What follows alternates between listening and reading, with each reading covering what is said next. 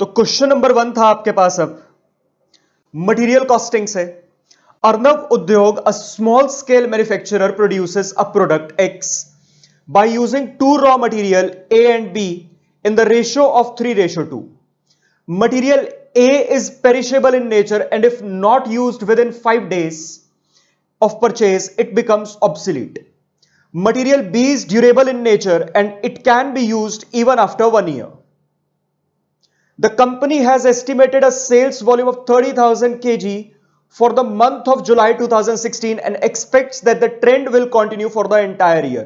तो आपको एक महीने की सेल्स वॉल्यूम का डेटा दे रखा है। पहली बात, ये जो 30,000 kg है, पहली बात तो ये फिनिश गुड्स की बात हो रही है क्योंकि सेल्स वॉल्यूम की बात है, सेल्स फिनिश गुड्स की होगी। दूसरी बात, एक महीने की सेल्स का डेटा है ये आपके पास, मतलब पूरे साल का डेटा अगर आपको निकालना होगा तो मल्टीप्लाई बाय 12 करना होगा। उस बात के लिए मैंने डिस्कस किया है। The ratio of input output is 5:3, मतलब 5 यूनिट्स का इनपुट डालोगे तब जाके 3 यूनिट्स का आउटपुट आएगा। The purchase price of per KG of raw material A and B is 15 and 22 respectively. तो ए 15 रुपए पर केजी के हिसाब से और बी 22 पर केजी के हिसाब से, exclusive of taxes. In amounts में कोई टैक्सेस का अमाउंट इंक्लूडेड नहीं है, वो जीएसटी वगैरह जो भी उस काम करते हैं वो अलग से करना पड़ेगा अगर कोई ट्रीटमेंट हुआ तो। Material A can be purchased from a local market within 1 to 2 days period. ये मटेरियल ए का लीड टाइम दे दिया आपको। On the other hand, material B is purchased from the neighbouring state and it takes 2 to 4 days। ये आपको material B का lead time दे दिया। तो मटेरियल ए का लीड टाइम 1 to 2 days और मटेरियल बी का lead time 2 to 4 days to receive the material in the store. तो सर यहां तक का डेटा आपके पास ये है, एक महीने में 30,000 kg बेचनी है, तो पूरे साल में कितनी बेचनी होगी वो आपके पास आ जाएगी। उसके बाद आपको इनपुट आउटपुट रेशो दे रखी है कि भैया 5 किलो डाल के 3 यूनिट्स का आउटपुट आता है, और ये जो टोटल इनपुट है ये 2 इनपुट लगे हैं ए और बी, किस रेशो में? 3:2 में। मतलब अगर आपका टोटल इनपुट 1 लाख केजी का लगा है तो उस 1 लाख केजी को बांटना पड़ेगा 3:2 में। कुछ ए लगा है, कुछ बी लगा है, ठीक है ना।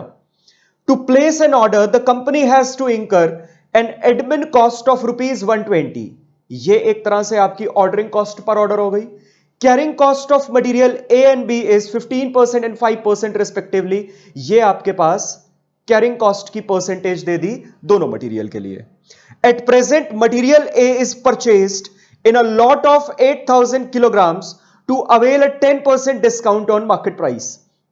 तो एट प्रेजेंट 8,000 आपका ऑर्डर साइज है और 8,000 के ऑर्डर साइज पे आपको 10% का डिस्काउंट मिलता है। ये ईओक्यू ने नहीं बताया, इस ऑर्डर साइज पे आप एट प्रेजेंट काम कर रहे हो। GST applicable for material A is 4% credit available and GST on material B is 2% credit not available। तो मटेरियल ए और बी दोनों पे जीएसटी लग रहा है, लेकिन ए मटेरियल का जो जीएसटी है उसके लिए क्रेडिट अवेलेबल है। मतलब आज अगर जीएसटी पे किया, कल को सरकार आईटीसी बनाकर, इनपुट टैक्स क्रेडिट बनाकर वापस देगी। क्या मटेरियल ए का ये 4% का जीएसटी जिस पे क्रेडिट अवेलेबल है, क्या कॉस्ट का पार्ट बनेगा? नहीं सर, जिस चीज ने वापस आ जाना है वो कभी भी कॉस्ट का पार्ट नहीं बन सकता। यही सीखा था हमने। उसके बाद मटेरियल बी पे जो 2% का जीएसटी लग रहा है, ये सर एक बारी लग गया तो लग गया। आईटीसी बन के एक बारी मैंने अगर सरकार को दे दिया, आईटीसी बनाकर, इनपुट टैक्स क्रेडिट बनाकर, सरकार मुझे कभी भी ये जीएसटी वापस नहीं देने वाली। मतलब मेरी जेब से निकल गया तो निकल गया, ये वाला जीएसटी कॉस्ट का पार्ट बनेगा, मतलब मटेरियल बी का बनेगा। Company works for 25 days in a month and production is carried out evenly. तो एक महीने में 25 दिन काम होता है और इसी तरीके से पूरे साल काम होगा। अच्छा, यहां से अगर निकालना चाहें पूरे साल में कितने दिन, एक महीने में 25 दिन, साल में 12 महीने, तो ये आएगा आपके पास 300 दिन। मतलब पूरे साल में 300 दिन काम होता है। इस हिसाब से अगर इसकी कहीं पे जरूरत पड़ेगी तो हम इस हिसाब से काम करेंगे। यू आर रिक्वायर्ड टू, मांगा है आपसे पहले पार्ट में economic order quantity for each material A and B, दोनों के लिए आपको पहले पार्ट में तो ईओक्यू निकालना है। बड़ा आसान सा पार्ट है, आइए स्टार्ट कर। तो क्वेश्चन नंबर 1, ईओक्यू निकालना है। सबसे पहले तो ईओक्यू का फॉर्मूला कोट कर देते हैं। 2AO divided by C overall का अंडर रूट। ए क्या है? एनुअल रिक्वायरमेंट ऑफ मटेरियल, और ordering cost per order, C carrying cost per unit per annum. अब मटेरियल ए का भी निकालना है, मटेरियल बी का भी निकालना है, उसके लिए तो सर स्ट्रेट अवे फॉर्मूला लगाना है। फॉर्मूला लगाने में तो कुछ नहीं है।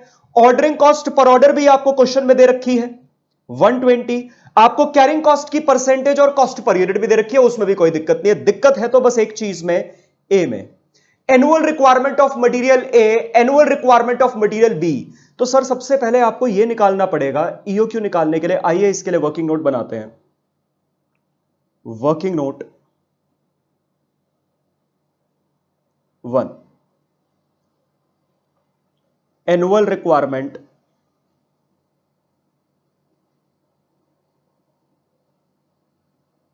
Of material. तो सबसे पहले तो पूरे साल की रिक्वायरमेंट चाहिए। पूरे साल में आपको फिनिश्ड गुड्स बनाना कितना है? Finished goods required per annum. एक महीने में सेल हो सकती है 30,000 यूनिट्स की, तो 12 महीनों में 3,60,000 यूनिट्स। तो आपको पूरे साल में 3,60,000 यूनिट्स का आउटपुट चाहिए, फिनिश गुड्स चाहिए। उसके बाद the ratio of input output is 5:3।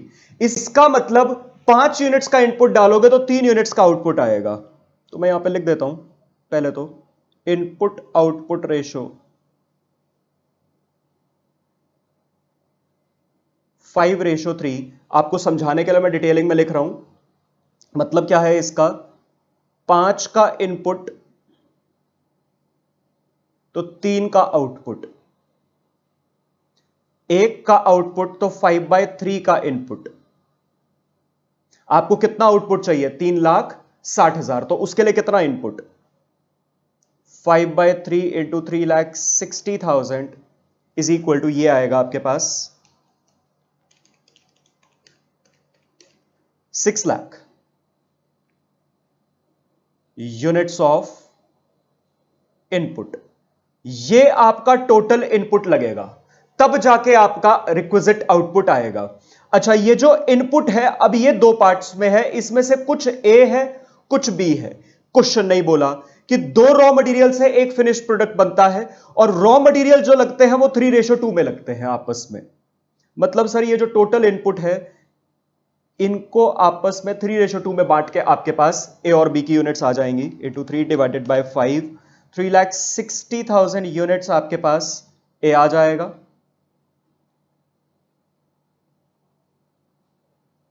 और रिमेनिंग 2,40,000 यूनिट्स आपके पास बी आ जाएगा। तो आपके पास एक तरह से एनुअल रिक्वायरमेंट ऑफ मटेरियल ए और बी दोनों आ चुका है। बस अब आपका ईओक्यू निकल जाएगा। आइए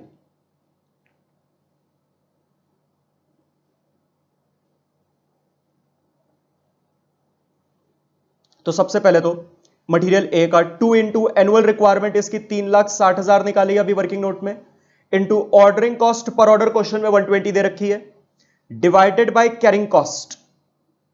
क्वेश्चन में मटेरियल ए की कॉस्ट पर यूनिट 15 है और कैरिंग कॉस्ट की परसेंटेज 15% है, और मटेरियल ए पर 4% का जीएसटी है लेकिन उसका क्रेडिट अवेलेबल है। तो मटेरियल ए का जीएसटी कॉस्ट का पार्ट नहीं बनेगा, तो straight away 15% cost per unit, उसका 15%। ये आपके पास एक तरह से डिनोमिनेटर में carrying cost per unit per annum बन गई, इसका अंडर रूट। इसी तरीके से material B 2 into annual requirement इसकी वर्किंग नोट में अभी 2,40,000 निकाली आपने, into ordering cost per order वही 120 डिवाइडेड बाय, अब जो मटेरियल बी है उसकी कॉस्ट पर यूनिट 22 रुपए है, कैरिंग कॉस्ट की परसेंटेज इस पे 5% है, लेकिन मटेरियल बी पे 2% का जीएसटी है जिसका क्रेडिट अवेलेबल नहीं है। मतलब ये 2% का जीएसटी मटेरियल बी की कॉस्ट का पार्ट बनेगा। बहुत बच्चे यहां पे गलती करते हैं। अब तो 22 कॉस्ट पर यूनिट थी ओरिजिनल, पहले 102% करके 2% का जीएसटी इसकी कॉस्ट का पार्ट बनाया, कॉस्ट पर यूनिट बढ़ गई। इस टोटल कॉस्ट पर यूनिट पे 5% इसकी कैरिंग कॉस्ट की परसेंटेज लगाई। इसको सॉल्व करेंगे आपके पास इसका भी ईओक्यू आ जाएगा। आई होप आपको समझ आ गया। तो आइए आंसर निकाल लेते हैं। ये आएगा 2 into 3,60,000, 2 into 3,60,000 into 120 divided by 2.25, इसका अंडर रूट 6197 यूनिट्स।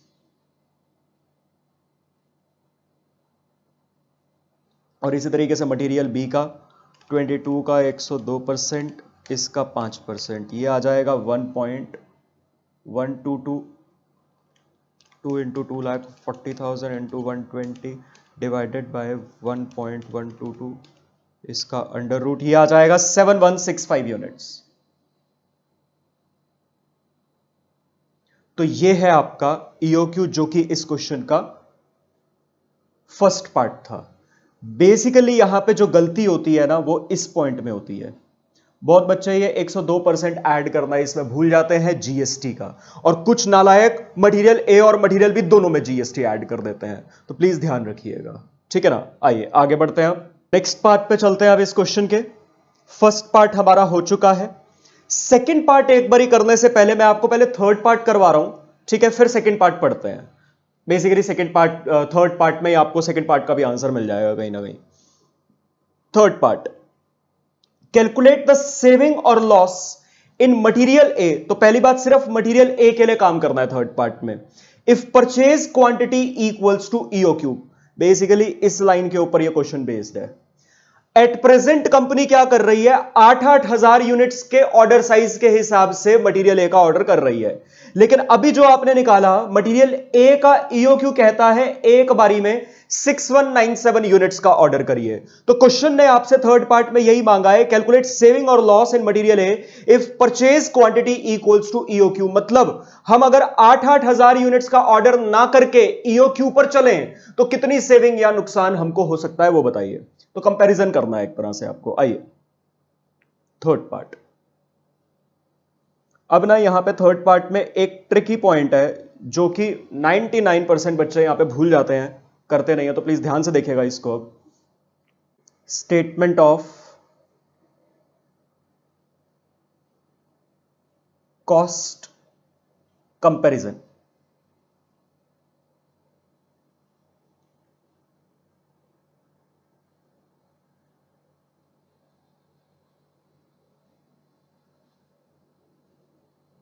तो यहां पे हम पर्टिकुलर्स लिख देते हैं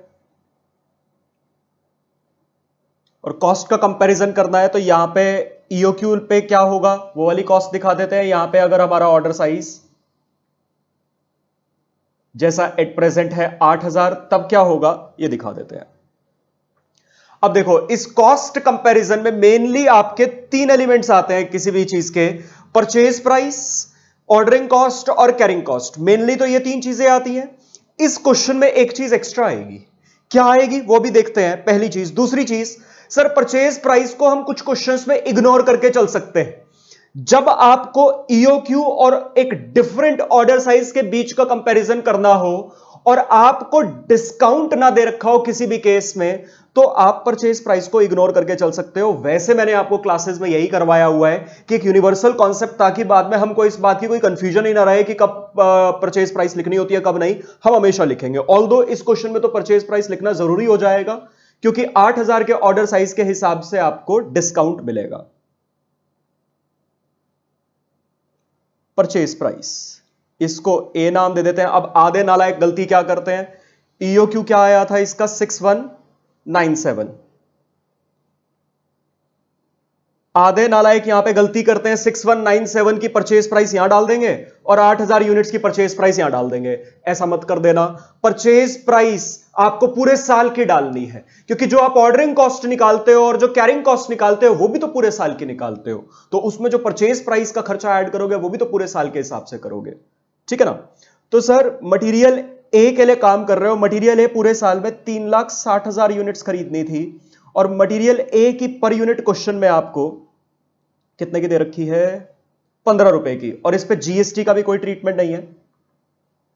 बस यहां पे 3,60,000 इंटू 15 इंटू इसका 90%, क्योंकि यहां पे 10% का डिस्काउंट था, ठीक है ना। आपके पास परचेज प्राइस आ जाएगी दोनों केसेस में 54 लाख। और यहां पे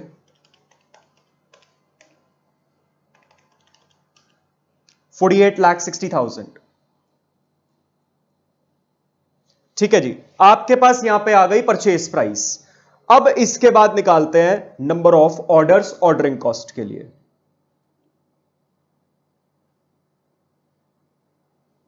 अब पहले मैं अलग से कर रहा हूं जो कि गलत है, या मैं यहीं पे करता हूं बल्कि लिख के काटूंगा उसको। बहुत बच्चे यहां पे number of order straight away क्या करते हैं कि सर पूरे साल में 3,60,000 यूनिट्स मंगवानी है मटेरियल ए की, डिवाइडेड बाय ईओक्यू कहता है एक बारी में 6197 मंगवा लो, डिवाइडेड बाय 6197, यहां पे कुछ ना कुछ नंबर ऑफ ऑर्डर्स निकाल लेते हैं। ऐसे ही 8,000 वाले केस में पूरे साल में 3,60,000 यूनिट्स मंगवानी है और एक बारी में 8,000 यूनिट्स मंगवा रहे हैं, यहां से कुछ ना कुछ ऑर्डर साइज निकाल लेते हैं। सर ये दोनों गलत है, ये भी गलत है, ये भी गलत है। एक बारी के लिए तो समझ ही नहीं आता ये गलत कैसे हो गया भाई, ऐसे ही तो आपने क्लासेस में सारे क्वेश्चंस में करवाया है। ये गलत सर सिर्फ एक बात की वजह से हो गया, इस क्वेश्चन में एक छोटा सा ट्रिक पॉइंट था जो कि और किसी हमारे क्लास के क्वेश्चन में नहीं था। वो ट्रिक पॉइंट इस लाइन में था, material A is perishable in nature and if not used within 5 days of purchase it becomes obsolete। Material A बस 5 दिन के लिए चलेगा, 5 दिन में कंज्यूम हो गया, जितना हो गया ठीक है, बाकी सब खराब, आपको नया ऑर्डर करना पड़ेगा। इस बात की रेलेवेंस समझने की कोशिश करिए। मैं आपको अलग से एक बार बता देता हूं, पूरे साल में मटेरियल ए कितना लग रहा है, 3,60,000। पूरे साल में कितने दिन काम हो रहा है, एक महीने में, लास्ट लाइन में दे रखा था, एक महीने में 25 दिन काम हो रहा है और पूरे साल इसी तरीके से काम होगा। तो यहां पे हमने एनालाइज भी कर लिया था क्वेश्चन को पढ़ते हुए कि पूरे साल में 300 दिन काम होगा। तो सर पूरे साल में 3,60,000 यूनिट्स कंज्यूम करनी है और पूरे साल में 300 दिन काम होगा, तो on an average per day कितनी कंजम्पशन हो जाएगी, वो आ जाएगा आपके पास 1200 आपके पास पर डे की एवरेज कंजम्पशन आ गई है। अब समझो इसको, आपने ये 0 से 1, पहला दिन खत्म 1200 यूनिट्स कंज्यूम, दूसरा दिन खत्म और 1200 यूनिट्स कंज्यूम, तीसरा दिन खत्म और 1200 यूनिट्स कंज्यूम, चौथा दिन खत्म और 1200 यूनिट्स कंज्यूम, पांचवा दिन खत्म और 1200 यूनिट्स कंज्यूम। आपने यहां पे अगर ईओक्यू के हिसाब से चले तो आपने यहां पे 6197 यूनिट्स खरीदी होंगी। ईओक्यू क्या कह रहा था, एक बारी में 6197 यूनिट्स का ऑर्डर करो, यही कह रहा था ईओक्यू। तो आपके पास यहां पे 0 पर 6197 यूनिट्स आई होंगी, लेकिन 5 दिन में इन 6197 यूनिट्स में से कंज्यूम कितना हुआ, 1200 इंटू 5, 6000। सर पांचवें दिन यहां पर अभी भी इस 6197 में से कितनी यूनिट्स बची हुई हैं, 6000 यूनिट्स कंज्यूम हो गई, यहां पे 197 यूनिट्स अभी बची हुई हैं।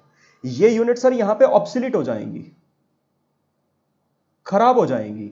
अब आप 6th डे इन वाली यूनिट्स में से कंजम्पशन नहीं कर सकते, आपको यहां पे न्यू ऑर्डर प्लेस करना पड़ेगा। तो यहां पे डिफरेंस समझने की कोशिश करिए, मैं एक बार आपको पूरा समझाऊंगा, यहां तक आई होप आपको बात समझ आई होगी। इसी तरीके से अगर आप यहां पर ईओक्यू नहीं, ऑर्डर साइज 8,000 की बात भी कर लो, आपके पास सेम दिक्कत वहां पे आएगी। आपने Y0 पर 8,000 यूनिट्स का ऑर्डर प्लेस किया, भाई कितनी मर्जी यूनिट्स का ऑर्डर प्लेस कर लो एक बारी में, लेकिन 5 दिन में जितना कंज्यूम हो गया ठीक है, और 5 दिन में सर 6,000 कंज्यूम हो जाएगा। आपके पास यहां पर इस पॉइंट पर 8,000 के ऑर्डर साइज के केस में कितनी यूनिट्स बची रह जाएंगी, 2,000 यूनिट्स। 6,000 कंज्यूम हो गई 5 दिन में, बाकी 2,000 यूनिट्स बच गई इस ऑर्डर में से, ये ऑब्सोलीट हो गई हैं।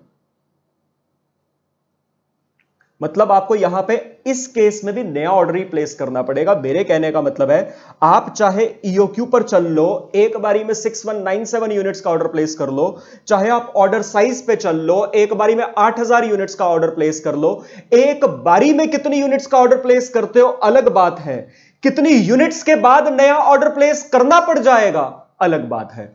आप एक बारी में 6197 यूनिट्स का ऑर्डर प्लेस करो या 8,000 यूनिट्स का ऑर्डर प्लेस करो, आपको अगला ऑर्डर तो 6,000 यूनिट्स के कंजम्पशन होते ही प्लेस करना पड़ जाएगा। समझ आया? तो सर वैसे तो बेस्ट केस सिनेरियो यहां पे क्या रखता है? बेस्ट केस सिनेरियो तो यहां पे ये लगता है आप एक बारी में 6000 यूनिट्स ही मंगवाओ, जितना 5 दिन में कंज्यूम हो सकता है आप उतनी ही यूनिट्स का ऑर्डर प्लेस करके चलो। लेकिन स्टिल अगर 6197 ईओक्यू के हिसाब से चलते हो तो 197 यूनिट्स खराब होंगी, ऑर्डर साइज 8000 के हिसाब से चलते हो तो 2000 यूनिट्स खराब होंगी। तो खराब दोनों में होंगी, क्योंकि आपको अगला ऑर्डर 6000 यूनिट्स कंज्यूम होते ही 5वें दिन खत्म होते ही आपको नया ऑर्डर प्लेस करना पड़ जाएगा। मैं यहां पे बात क्या करना चाह रहा हूं, नंबर ऑफ ऑर्डर्स के रिलेशन में आपसे ये सारी बात क्यों करी? सर अगला ऑर्डर तो आप 6000 यूनिट्स के बाद प्लेस कर रहे हो ना, मतलब आपको पूरे साल में 3,60,000 यूनिट्स परचेज करनी है, divided by her 6000 units consumption के बाद, एक बारी में मंगवा चाहे 6197 रहे हो, लेकिन हर 6000 यूनिट्स कंजम्पशन के बाद आपको नया ऑर्डर प्लेस करना पड़ जाएगा। तो कितने ऑर्डर प्लेस करने पड़ जाएंगे? 3,60,000 यूनिट्स को कंज्यूम करने के लिए सर 60 ऑर्डर प्लेस करने पड़ जाएंगे। कहने का मतलब है, अगर मैं ईओक्यू के केस की बात करूं दोबारा से, आप पूरे साल में 60 ऑर्डर्स प्लेस कर रहे हो और हर ऑर्डर में आप 6197 यूनिट्स मंगवा रहे हो, हर ऑर्डर में 6000 यूनिट्स तो आपकी कंज्यूम हो रही हैं और हर एक ऑर्डर में 197 यूनिट्स का आपको लॉस हो रहा है ऑब्सोल्यूशन का। 60 ऑर्डर्स में हर ऑर्डर में आपको इतना नुकसान होगा, तो कंज्यूम तो आप हर ऑर्डर की 6000 यूनिट्स ही कर पाओगे ना। तो 60 ऑर्डर प्लेस करें चाहे 6197, यहां पे कई बार कंफ्यूजन होती है तो मैं डिटेल में पूरी कैलकुलेशन ही करके बता रहा हूं। आपने 60 ऑर्डर प्लेस करे हैं 6197 यूनिट्स के, तो पूरे साल में यूनिट्स मंगवाई कितनी होंगी? 6197 इंटू 60, पूरे साल में आपने इस हिसाब से 3,71,820 यूनिट्स मंगवा ली होंगी। कई बच्चे ना यहां पे कंफ्यूज हो जाते हैं कि सर कंज्यूम करने के लिए चाहिए थी 3,60,000, 60 ऑर्डर अगर आप निकालोगे तो यूनिट्स तो ज्यादा आ गई। अरे ज्यादा आ गई, कंज्यूम थोड़ा ना कर ली मैंने, कंज्यूम कितनी करी? हर ऑर्डर में 6000 यूनिट्स ही कंज्यूम कर पाया। तो 60 ऑर्डर्स में हर एक ऑर्डर में 6000 यूनिट्स, कितनी यूनिट्स कंज्यूम कर पाया? 3,60,000 यूनिट्स कंज्यूम करवाया। मतलब मैंने परचेज करी है पूरे साल में 371,820, कंज्यूम कर पाया 3,60,000, बाकी हर ऑर्डर में 197 यूनिट्स खराब हुई। 60 ऑर्डर्स में तो कितनी आई? 197 इंटू 60 11,820, और ये इन दोनों का सब्ट्रैक्शन ही आएगा। इतनी यूनिट्स का आपको इन टोटल पूरे साल में लॉस हुआ है। आई होप आपको समझ आया। सिमिलर कैलकुलेशन आपके 8000 वाले ऑर्डर साइज के केस में बनेगी, ठीक है ना? बस वो पे ऑब्वियसली लॉस ज्यादा आएगा। तो ऑर्डर्स तो यहां पर भी 3,60,000 यूनिट्स पूरे साल में चाहिए, हर 6000 यूनिट्स कंज्यूम करने के बाद 8000 यूनिट्स का ऑर्डर प्लेस कर रहा हूं। यहां पे ऑर्डर तो 6000 यूनिट्स के बाद ही प्लेस करना पड़ रहा है ना, तो यहां पे भी नंबर ऑफ ऑर्डर्स 60 आएंगे, ठीक है ना? अब आपकी यहां पे ऑर्डरिंग कॉस्ट निकलेगी। तो सर पहली गलती, मैं इसको येलो से हाईलाइट कर देता हूं, यहां पे बहुत बच्चे इस प्रोविजन को समझ नहीं पाते हैं और यहां पे गलत कर देते हैं। मैंने आपकी रेफरेंस के लिए तभी गलत लिख के पहले काटा भी है ताकि आप अच्छे से इसको याद रखें। चलिए, ऑर्डरिंग कॉस्ट, इसको बी नाम दे देते हैं। पर ऑर्डर की कॉस्ट तो 120 थी, तो 60 इंटू 120 ये आ जाएगा यहां पे 7200। हाँ जी, यहां पे भी सेम आ जाएगी ऑर्डरिंग कॉस्ट 7200। इसके बाद कैरिंग कॉस्ट निकालनी है। कैरिंग कॉस्ट के लिए पहले एवरेज इन्वेंट्री निकालनी पड़ती है।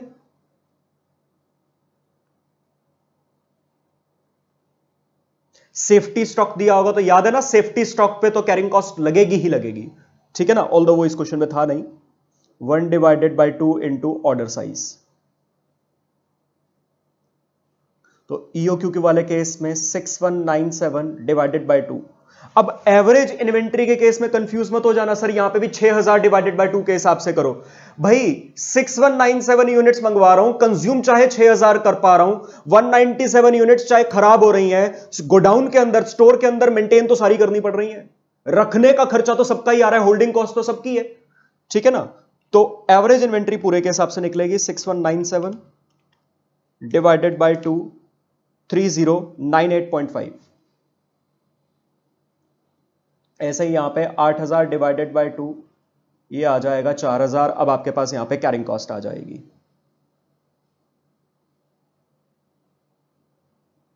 Average inventory 3098 0.5 into cost per unit थी इसकी 15 और कैरिंग कॉस्ट की परसेंटेज भी 15, तो ये आपके पास यहां पे कैरिंग कॉस्ट आ जाएगी। और इस केस में 4000 average inventory into cost per unit 15, पहले डिस्काउंट का इंपैक्ट 90% करके कॉस्ट पर यूनिट पे दिया, इंटू इसका 15%। ठीक है ना, आपके पास यहां पे कैरिंग कॉस्ट आ जाएगी।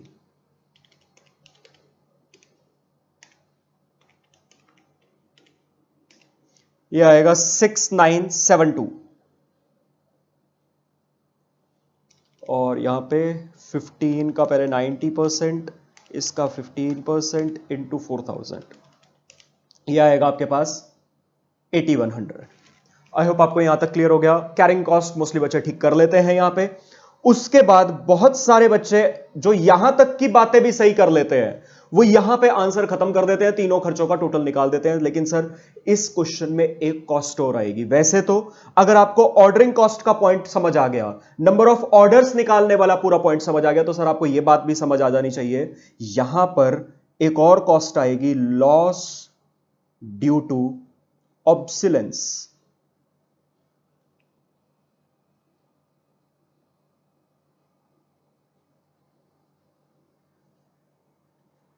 इसको डी नाम दे देते हैं, क्योंकि मैं चाहे ईओक्यू पर चल लूं, 6197 यूनिट्स का ऑर्डर प्लेस कर लूं तो भी यूनिट्स खराब हो रही हैं, चाहे मैं 8000 यूनिट्स का एक बारी में ऑर्डर प्लेस कर लूं तब भी कुछ यूनिट्स खराब हो रही हैं। वो यूनिट्स अलग हो सकता है, क्वांटम अलग हो सकता है, लेकिन खराब दोनों में हो रहा है, तो सर उसका भी तो नुकसान डालना पड़ेगा यहां पे। जैसे मैंने अभी यहां से पे आपसे बात डिस्कस करी, ईओक्यू पर अगर चलते हैं तो सर 60 ऑर्डर पूरे साल में इशू करने पड़ रहे हैं 6197 यूनिट्स के, तो पूरे साल में खर्चा हो रहा है कितनी यूनिट्स पे, 3,71,820 यूनिट्स पे। 6000 यूनिट्स कंज्यूम हो पा रही हैं, 3,60,000, बाकी यूनिट्स खराब हो रही हैं। तो जो खराब हो रही हैं यूनिट्स, उन यूनिट्स की परचेज प्राइस का खर्चा, ये तो आपका स्ट्रेट अवे नुकसान है कि खरीद लिया, परचेज प्राइस का खर्चा हो गया, लेकिन कंज्यूम नहीं कर पाए। तो सर कंज्यूम नहीं कर पाए, उसका लॉस तो डालना पड़ेगा। आपके मन में अगर आए सर इनकी परचेज प्राइस का खर्चा, तो जब आपने परचेज प्राइस टॉप पर डाली होगी तब लिख दिया होगा ना। तो सर देखिए परचेज प्राइस आपने 3,60,000 यूनिट्स की डाली हुई है, जो आपको एक्स्ट्रा यूनिट्स खरीदनी पड़ रही हैं उन यूनिट्स की नहीं डाली हुई। मैं एक बार आपकी रेफरेंस के लिए, जैसे मैंने यहां पे ईओक्यू का करा हुआ है, मैं ऐसे ही एक बार आपकी रेफरेंस के लिए 8000 यूनिट्स के हिसाब से ऑर्डर साइज पे भी करके दिखा देता हूं, इसी के नीचे कर देता हूं। अगर आप 8000 यूनिट्स के ऑर्डर साइज पे चलते हो तो पूरे साल में परचेज कितनी कर लोगे, 60 ऑर्डर प्लेस करोगे और हर ऑर्डर में 8-8 हजार यूनिट्स मंगवाओगे, तो पूरे साल में आप 4,80,000 यूनिट्स मंगवा चुके होगे। जबकि कंज्यूम कितनी कर पाए होगे, सर हर ऑर्डर में सिर्फ 6,000 यूनिट्स हर ऑर्डर की कंज्यूम कर पाए होंगे 60 ऑर्डर में, तो कंज्यूम तो पूरे साल में 3,60,000 यूनिट्स कर पाए होंगे। हर ऑर्डर में खराब कितनी हुई हैं यूनिट्स, सर हर ऑर्डर में 2,000 खरीदी हुई यूनिट्स खराब हुई हैं 60 ऑर्डर में, तो 1,20,000 यूनिट्स यहां पे भी खराब हुई हैं। तो इन खराब यूनिट्स का 8,000 वाले केस में पूरे साल में 1,20,000 यूनिट्स खराब, और ईओक्यू वाले केस में 11,880 यूनिट्स खराब, इनका लॉस डालना पड़ेगा। बेसिकली इनकी परचेज प्राइस डालनी पड़ेगी, ठीक है। उसको परचेज प्राइस के नाम से नहीं, लॉस ड्यू टू ऑब्सोलेंस के नाम से डाल रहे हैं, ठीक है ना। चलिए, तो एक बारी में 6197 यूनिट्स मंगवा रहे हैं ईओक्यू के केस में, कंज्यूम हो पा रही है 6,000 यूनिट्स, इनटू ऐसा नुकसान पूरे साल में 60 बारी हो रहा है, क्योंकि 60 ऑर्डर्स मंगवाए जा रहे हैं। ये आ गया वो टोटल नुकसान, वही 11,880 आएगा, इनटू एक यूनिट कितने में खरीदी गई थी, 15, ये यहां का नुकसान। इसी तरीके से यहां पे 8,000 यूनिट्स एक बारी में मंगवाई जा रही है, लेकिन 6,000 यूनिट्स एक बारी में कंज्यूम करी जा रही हैं। ऐसा 2,000 यूनिट्स का नुकसान इस केस में भी 60 बारी हुआ, इंटू 15 रुपए कॉस्ट पर यूनिट है, लेकिन सर यहां पे नुकसान थोड़ा सा कॉस्ट पर यूनिट के हिसाब से कम हुआ, क्योंकि यहां पे डिस्काउंट था, ठीक है ना।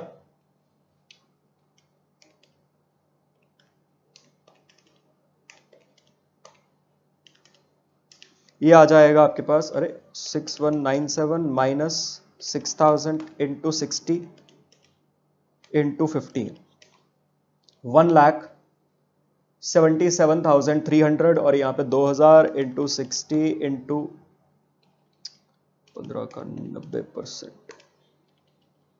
2000 इंटू 60 इंटू 13.5, ये आएगा 16,20,000। अब आप इसका टोटल लगा पाएंगे और आपके पास टोटल कॉस्ट आ जाएगी A plus B plus C plus D, 54 lakh plus 7200 plus 6972 plus 177,300, ये आ जाएगा 55 लाख 91,472। तो नुकसान एक तरह से ईओक्यू में भी है लेकिन कंपैरेटिवली कम है। 48,60,000 प्लस 7,200 प्लस 8,100 प्लस 16,20,000, 64,95,300। ठीक है ना? आई होप आपको ये सारा समझ आया, क्लियर हो गया। तो यहां पे हमें निकालना क्या था, सेविंग और loss by following EOQ. Saving by following EOQ, इन दोनों का डिफरेंस निकाल देंगे। 64,95,300 माइनस 55,91,472, ये आ जाएगा आपके पास 64,95,300 minus 55,91,472, 9,03,828 and this is it. I hope समझ आ गया आपको ये पूरा। चलिए, एंड बाय द वे, अब अगर इस क्वेश्चन में बात करें सेकंड पार्ट की, maximum stock level for material है। मैक्सिमम स्टॉक लेवल क्या होना चाहिए सर? मैक्सिमम स्टॉक लेवल यहां पे 6,000 यूनिट्स होना चाहिए। 5 दिन में जितना कंज्यूम कर सकते हो, 5 दिन के बाद ऑब्सोलीट हो जाएगा। तो मटेरियल ए के लिए मैक्सिमम स्टॉक लेवल क्या होगा? 5 दिन की कंजम्पशन। तो as simple as that, maximum stock level का तो इसका यही आंसर है। ठीक है ना? क्यों है 5 डेज कंजम्पशन? आई होप आपको वो भी समझ आ गया होगा, क्योंकि उससे ज्यादा अगर मेंटेन कर भी लोगे तो फायदा क्या है, खराब हो जाएगा। बिल्कुल। ABC Limited has 3 production departments P1, P2, P3 and 2 service departments S1 and S2. The following data are extracted from the records of the company for the month of January 2020.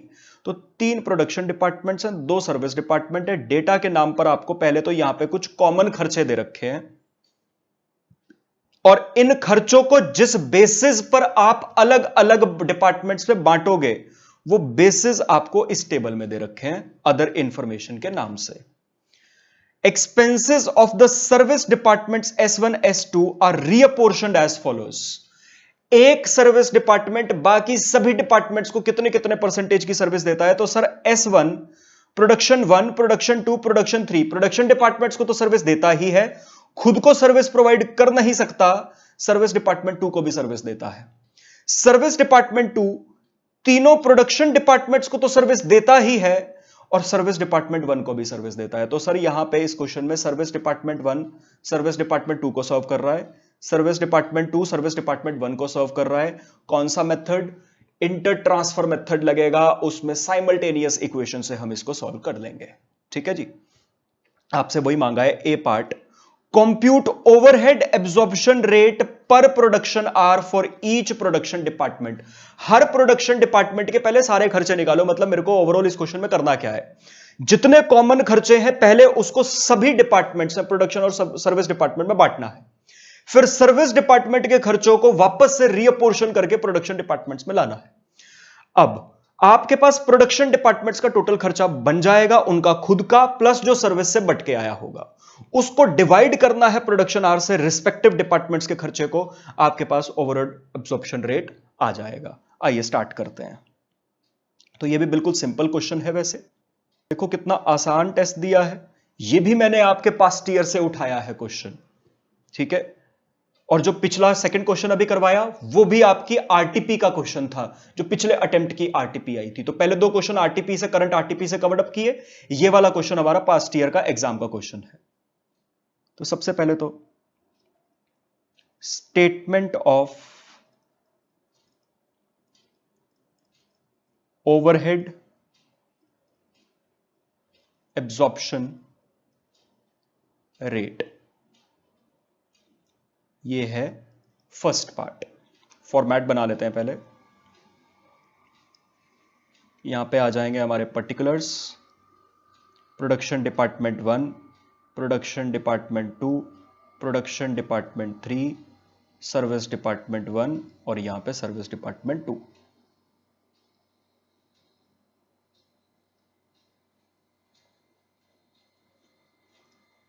Production 1, production 2, production 3, service 1, service 2। अच्छा एक बात बताइए, यहां पे एक basic silly mistake, बच्चे ना यहां पे इस कॉमन खर्चे को तो बांट देते हैं। ये जो अदर इंफॉर्मेशन में आपको पहला पहला खर्चा दे रखा है डायरेक्ट वेजेस, अक्सर क्वेश्चन में अदर इंफॉर्मेशन में ना किसी खर्चे का डेटा नहीं होता, बाकी डेटा होते हैं जो कि कॉमन खर्चों को बांटने के काम आते हैं। लेकिन इस क्वेश्चन में आपको एक खर्चा डायरेक्ट वेजेस भी दे रखा है इस डेटा में। सर डायरेक्ट वेजेस का खर्चा प्रोडक्शन डिपार्टमेंट्स का तो नहीं आता है, क्योंकि प्रोडक्शन डिपार्टमेंट का जो डायरेक्ट वेजेस का खर्चा है वो तो इन डिपार्टमेंट्स की रिस्पेक्टिव कॉस्ट शीट में रिप्रेजेंट हो जाएगा।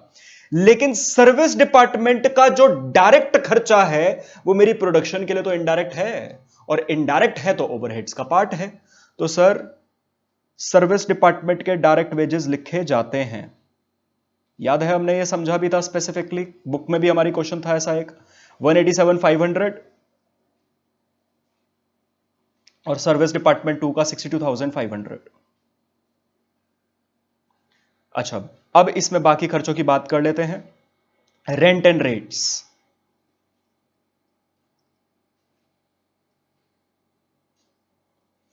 रेंट एंड रेट्स का आपका खर्चा है 6,25,000 और यह बट जाएगा फ्लोर स्पेस में। ठीक है, तो रेशो बनेगी 20:25। सर क्या ये रेशो बतानी होती है, लिख के रिप्रेजेंट करनी होती है? देखो रेशो प्रेजेंट नहीं भी करोगे कोई दिक्कत नहीं है, लेकिन इसका फायदा क्या है, गलती से आपने यहां पर प्रोडक्शन और सर्विस डिपार्टमेंट में खर्चा बांटकर गलत लिख दिया, मतलब कैलकुलेशन मिस्टेक हुई, लेकिन आपने रेशो मेंशन कर रखी है तो एटलीस्ट एग्जामिनर को यह पता चल जाएगा बच्चे ने बेस सही लिया है, कॉन्सेप्ट सही लगाया है, इससे सिली मिस्टेक हुई है, तो शायद आपको वहां पे मार्क्स ज्यादा ना कटें आपके। ठीक है, तो इसके लिए हम प्रेजेंट करते हैं ये सारी चीजें 30:20 रेशो 5, और यहां पे हमने मेंशन भी कर दिया ये है फ्लोर स्पेस की रेशो। ठीक है जी, अब इस रेशो में इसको बांट देते हैं, तो ये आपके पास सारे खर्चे बट के आ गए फ्लोर स्पेस की रेशो में रेंट एंड रेट्स के। फिर है आपके पास अगला खर्चा जनरल लाइटिंग का 7.5 लाख का। यह खर्चा आपका नंबर ऑफ लाइट पॉइंट्स की रेशो में बढ़ जाएगा। आइए जनरल लाइटिंग, यह हम खर्चा रेशो में बांट रहे हैं, number of light points ratio बनेगी 10, 15, 20।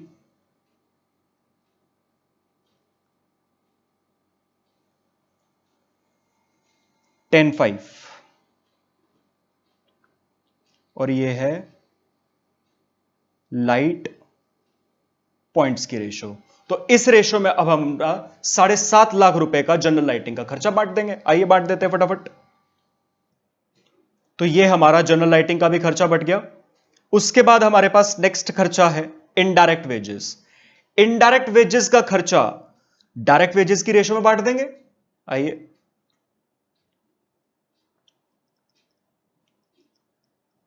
इनडायरेक्ट वेजेस, तो डायरेक्ट वेजेस की रेशो बन जाएगी 375:250 रेशो 375। ओहो, ये रेशो बनेगी 3750 रेशो 2500, इस तरीके से।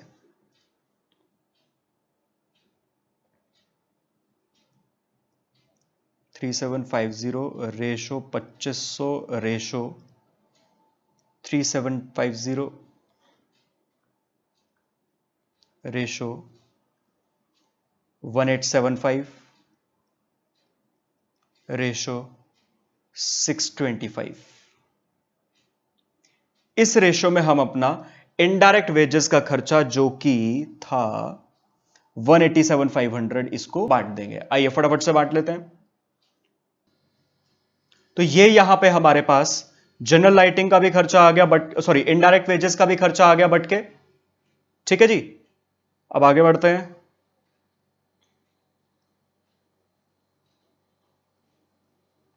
फिर इसके बाद हमारे पास खर्चा है पावर का खर्चा। पावर का खर्चा किस रेशो में बढ़ जाएगा? Horse power of machines. देखो वैसे तो कंसेप्चुअली अगर मैं आपसे बात करूं, horse power of machines multiply by number of machine hours, उससे जो रिजल्टेंट आता है मल्टीप्लाई करके, उस रेशो में आपको पावर का खर्चा बांटना चाहिए।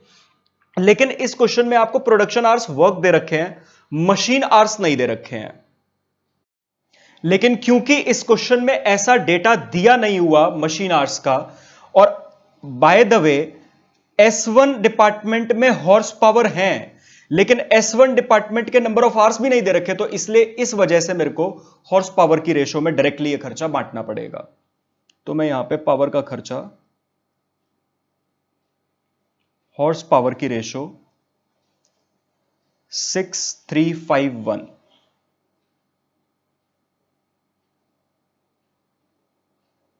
डैश, आखिरी डिपार्टमेंट में नहीं बटेगा क्योंकि उसमें तो फिर हॉर्स पावर ही नहीं है। ठीक है, इस रेशो में हम अपना पावर का खर्चा बांट देंगे जो कि था कितना? 25 लाख।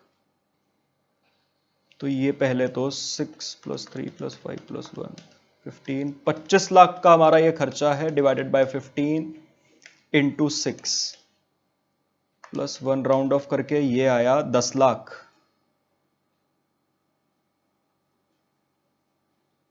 उसके बाद 25 लाख डिवाइडेड बाय 15 इंटू 3, ये आया 5 लाख। फिर 25 लाख डिवाइडेड बाय 15 इंटू 5, ये आया 83333। और बाकी 25 लाख में से जो बाकी बचा 166,667, ये हमारा S1 में चला जाएगा। S2 में हॉर्स पावर ही नहीं थे तो वहां पे नहीं बटेगा। ठीक है जी, चलिए अब पावर के बाद अगले खर्चे पे चलते हैं। नेक्स्ट एक्सपेंस आपको दे रखा है, ओवरहेड दे रखा है, depreciation of machine. Depreciation of machine cost of machine की रेशो में बढ़ जाएगा। आइए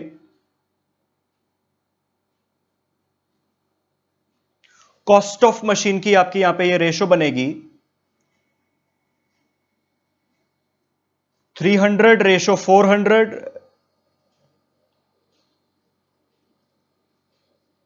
रेशो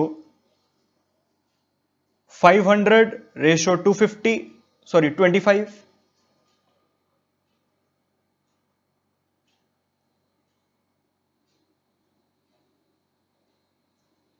उसके बाद यहां पे भी 25। बस इस रेशो में आपका ये खर्चा भी बढ़ जाएगा। कितना खर्चा था डेप्रिसिएशन का? 5 लाख। ये आएगा 300 + 400 + 500 + 50, 1250, और खर्चा था 5 लाख का।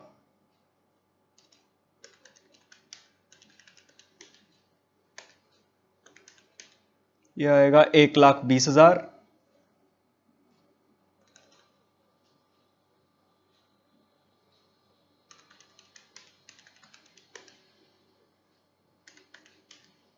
$1,60,000,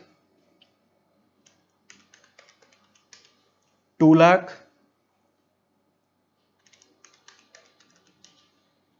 10,000 और 10,000। ये वेरीफाई कर लेते हैं एक बार हमने सही बांटा या नहीं। ये वही बन रहा है 5 लाख, सही बांटा है। डेप्रिसिएशन के बाद आपके पास लास्ट एक्सपेंस है इंश्योरेंस ऑफ मशीन। ये भी आपका cost of machine same ratio में बढ़ जाएगा।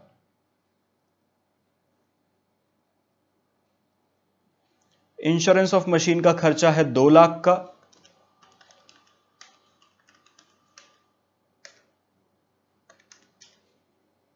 $48,000,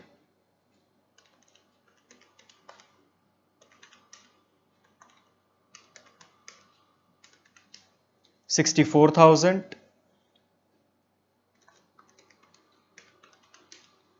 80,000, 4,000 और यहां पे भी 4,000। वेरीफाई कर लेते हैं एक बारी। 48,000 प्लस 64,000 प्लस 80,000 प्लस ये 8,000 हमने सही बांटा है। सारे खर्चे पूरे हो गए। ये जो कॉमन खर्चे दे रखे थे और यहां से डायरेक्ट वेजेस और आना था, ये भी हमने लिख दिया था जहां पे भी आना था। बस अब यहां पे इसका टोटल लगा लेंगे। आपके पास टोटल ओवरहेड्स बिफोर रीअपोर्शनमेंट आ जाएगा। ठीक है जी, आइए टोटल लगा लेते हैं। अब हमें यहां पे रीअपोर्शनमेंट शुरू करना है, तो पहले मैंने लिखा रीअपोर्शनमेंट ऑफ S1, फिर यहां पे हम कर लेंगे रीअपोर्शनमेंट ऑफ S2।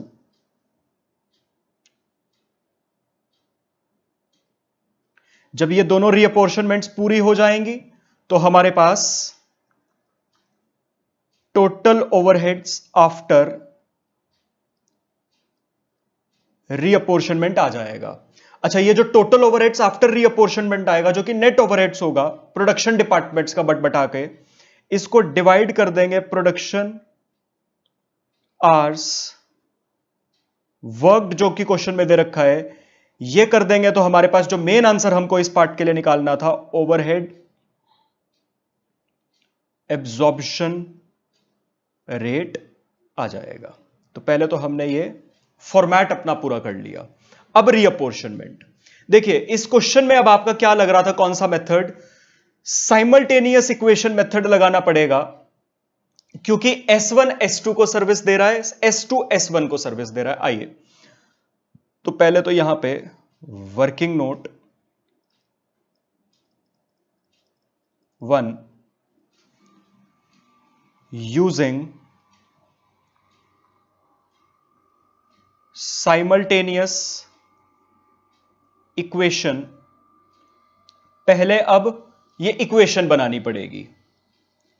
S1 का टोटल खर्चा बांटना कितना है, या S1 का टोटल खर्चा है कितना?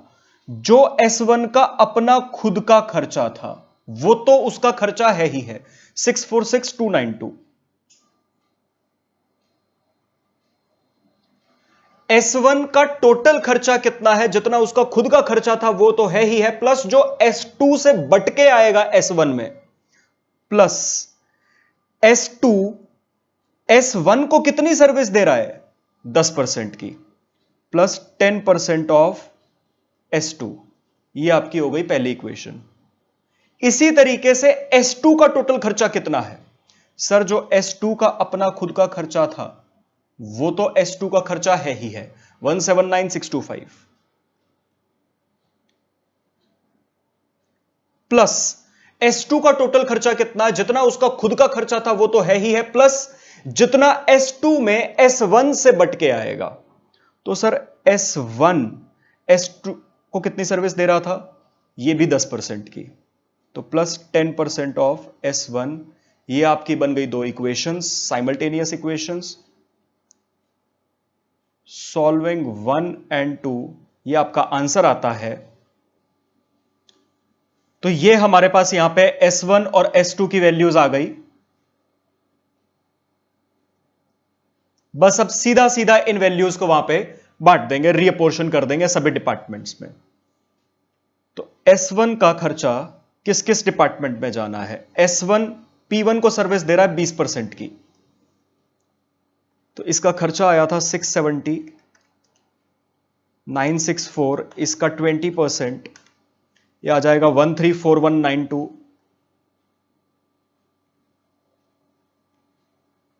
93 कर देते हैं राउंड ऑफ करके। तो ये हमने जो भी अपना वर्किंग नोट में एज इट इज जो साइमल्टेनियस इक्वेशन सॉल्व करके S1 S2 की वैल्यू बनाई थी, बस उसको एज इट इज हमने जो डिपार्टमेंट जिस डिपार्टमेंट को जितनी सर्विस क्वेश्चन के अकॉर्डिंग दे रहा है उसमें बांट दिया।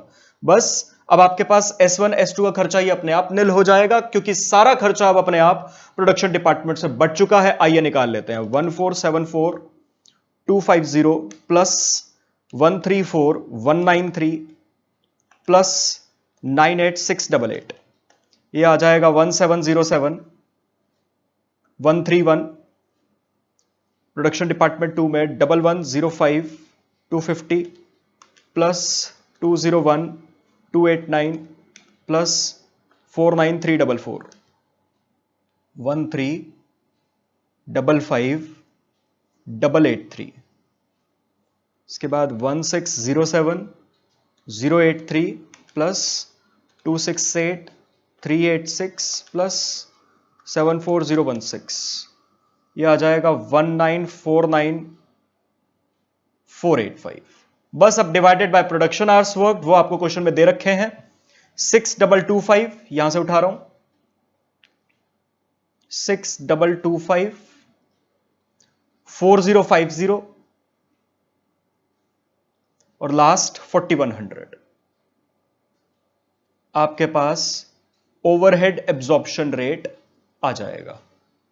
यह आएगा प्रोडक्शन डिपार्टमेंट 3 का तो आ गया 475.48।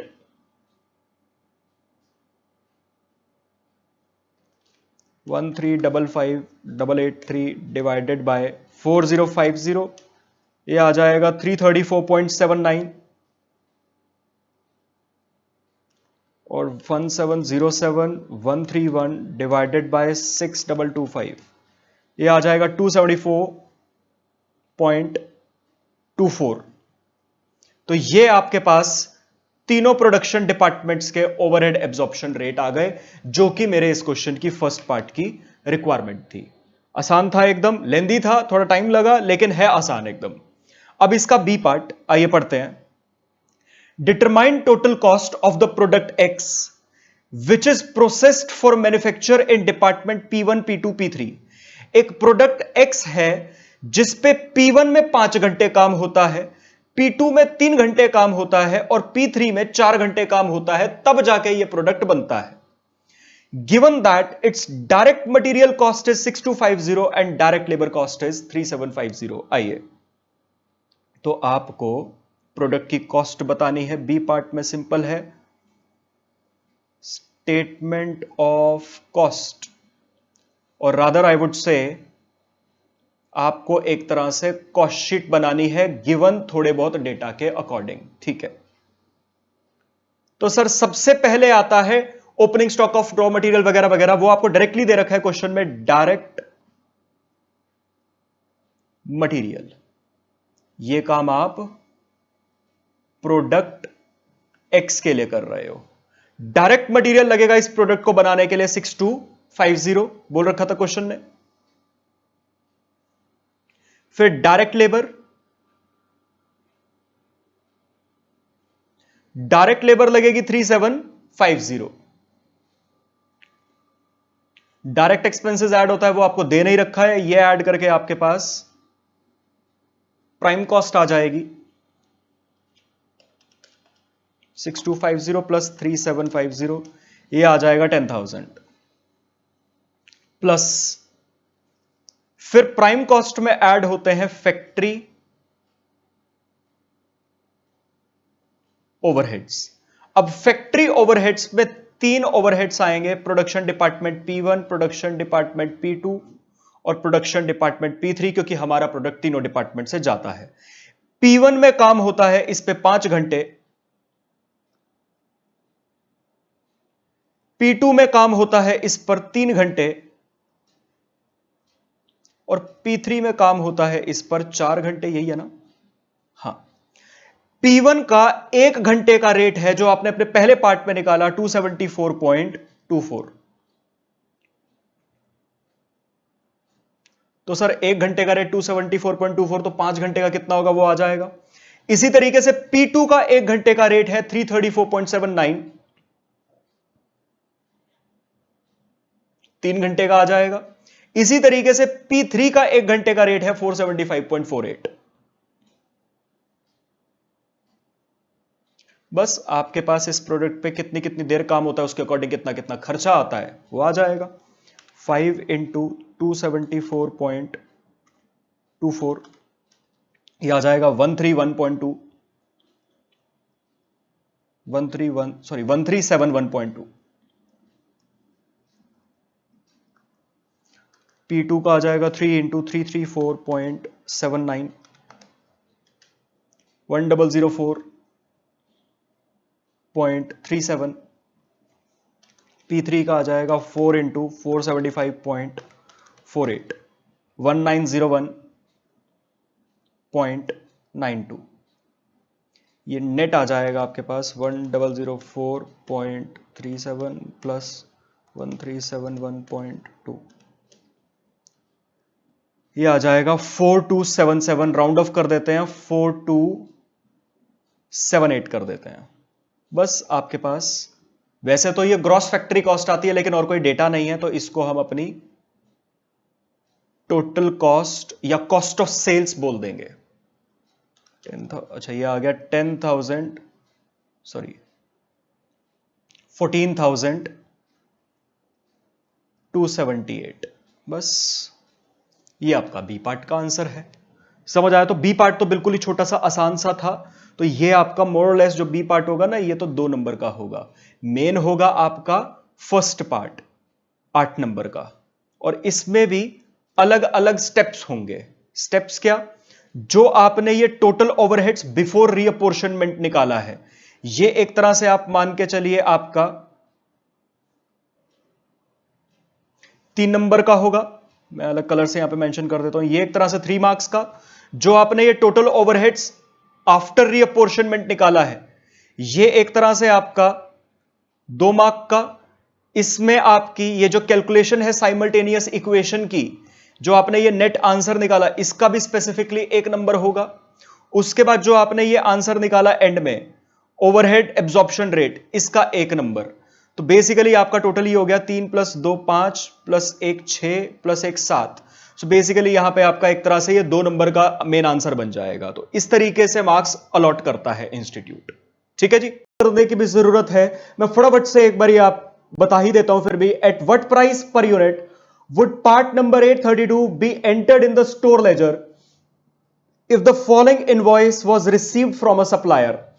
आपको ये इनवॉइस का डेटा दिया हुआ है कि भैया 200 यूनिट्स खरीदी, 5 रुपए पर यूनिट के हिसाब से 20% का डिस्काउंट लगा, एसजीएसटी लगा रखा है 12% का, और पैकिंग चार्जेस नॉन रिटर्नेबल लगा रखे हैं 50 रुपए। कैश डिस्काउंट 2% का है अलग से अगर पेमेंट 30 दिन में कर दी। Documents substantiating payment of SGST is enclosed for claiming input credit. मतलब एसजीएसटी पर आईटीसी अवेलेबल है, ये आपको क्वेश्चन ने बता रखा है। अब सिंपल सी बात है सर, 1000 रुपए की कॉस्ट थी इनवॉइस वैल्यू, 200 रुपए का जो ये वाला डिस्काउंट है, ये एक तरह से फिर ट्रेड डिस्काउंट हो गया, क्योंकि 2% का कैश डिस्काउंट अलग से है। तो ट्रेड डिस्काउंट तो माइनस होता है मटेरियल की कॉस्ट में से 200, ये आ जाएगा 800। अच्छा, एसजीएसटी, क्या 96 का जीएसटी ऐड होगा? सर नहीं होगा, इनपुट टैक्स क्रेडिट अवेलेबल है। इनपुट टैक्स क्रेडिट जब अवेलेबल नहीं होता तब जीएसटी कॉस्ट का पार्ट बनता है। अब तो आईटीसी अवेलेबल है, मतलब आज मैंने पे किया, कल को सरकार आईटीसी के थ्रू मेरे को वो टैक्स वापस दे देगी, तो कॉस्ट का पार्ट नहीं बनेगा। उसके बाद पैकिंग चार्जेस 50 रुपए नॉन रिटर्नेबल है, मेरी जेब से लग गए तो लग गए, ये पार्ट बनेंगे। 850 रुपए की आपकी कॉस्ट आ गई, सिंपल एज दैट। लेकिन आंसर क्वेश्चन ने जो पूछा है at what price per unit में आपसे आंसर पूछा है, बस इसको divided by number of units, 200 units, इससे डिवाइड करके आपके पास पर यूनिट में आंसर आ जाएगा, बस खत्म।